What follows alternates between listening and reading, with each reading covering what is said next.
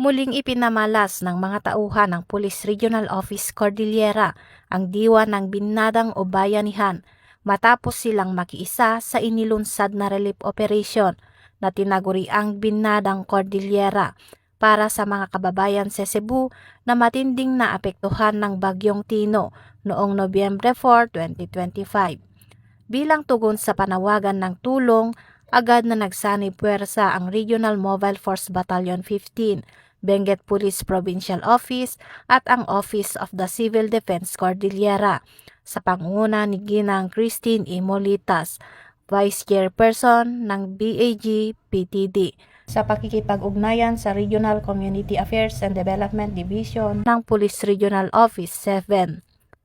Sa pamamagitan ng naturang inisyatiba, matagumpay na nakalikom ng malaking bilang ng tulong ang mga kalahok na ahensya at grupo, kabilang na ang iba't ibang uri ng gulay, sako-sakong bigas, damit, bottled water at mga grocery items. Ang mga ito ay ipadadala sa Cebu bilang humanitarian aid para sa mga pamilyang nawalan ng tirahan at kabuhayan bunsod ng matinding pagbaha at pagguho ng lupa.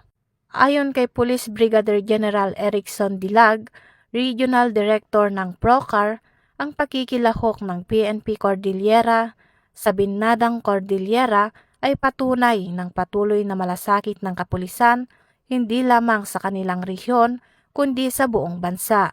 Sa pamamagitan ng ganitong mga inisyatiba, patuloy na pinapatunayan ng PNP Cordillera at ng buong komunidad na ang pagkakaisa, malasakit at bayanihan ay nananatiling matibay na haligi ng serbisyong Pilipino. Mula dito sa Region Cordillera, akong yung PNN correspondent, Patrolwoman Jesly Sabado, alagad ng batas, taga-taguyod ng Balitang Pulis.